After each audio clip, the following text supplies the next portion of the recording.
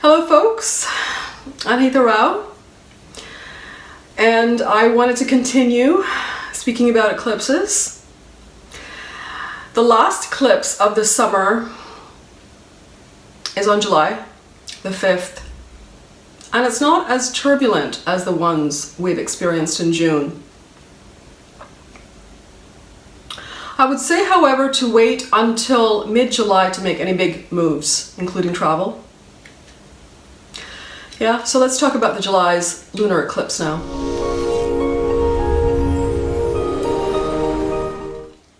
So we have a lunar eclipse taking place in Sagittarius on July the 5th at approximately 5 a.m. UTC in the nakshatra of Purva Ashadha at 19 degrees.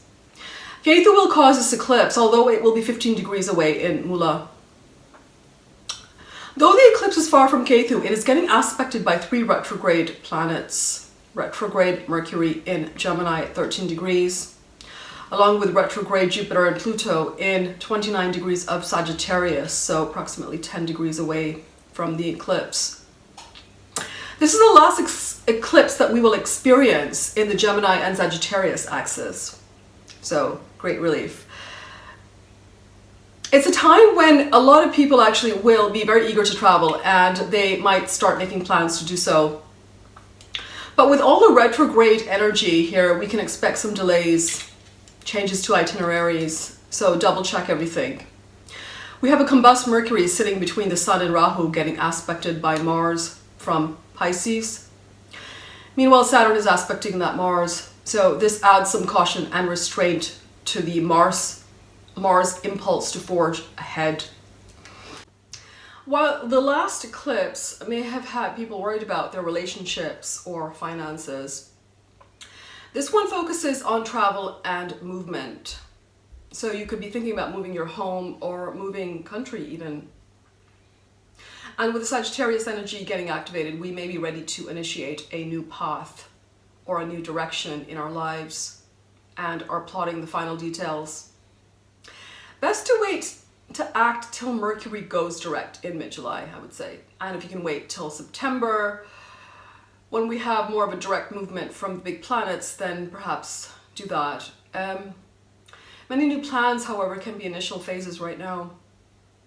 People will undergo a change in beliefs and values as well, and will start to review their life goals. Of course, again, this eclipse directly impacts Gemini and Sagittarius, but also those people who have personal planets very close to the eclipse degree. You will feel the impact directly. This eclipse falls into the second pada of Purva Ashadha, which is the Virgo Navamsha ruled by Mercury, making this a good time to put hard work into creating healthy routines and looking at new ways of working, either independently or remotely, for instance. Also a good time to give to others via charitable causes or doing selfless service of any kind. This energy foretells big changes. We could experience a big shift in direction and life path as we're seeing Sagittarius activated again. Yeah. So let's talk a bit about Purva Ashadha, where the eclipse takes place. Purva Ashadha supports the following activities: facing issues which require courage, confronting problems, reconciliations and forgiveness, settling debts, activities connected to water, occult initiations and attainments. It's also very favorable nakshatra for romantic relationships, and with Venus direct again in Rohini, this further supports new beginnings in this area.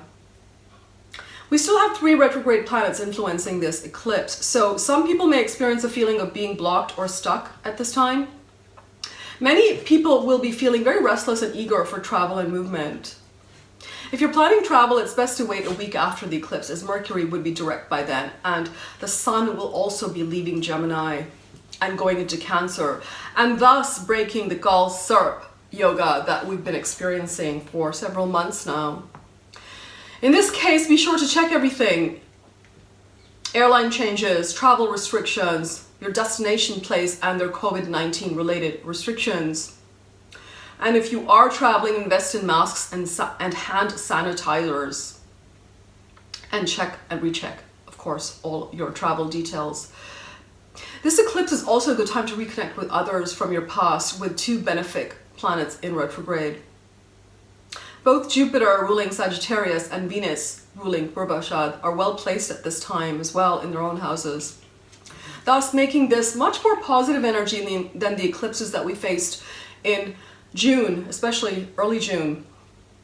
I'll be writing a detailed monthly forecast posted on my website where you can read more about it. Don't forget to hit the subscribe, like, and share button, folks. All the best and stay safe. Cheers.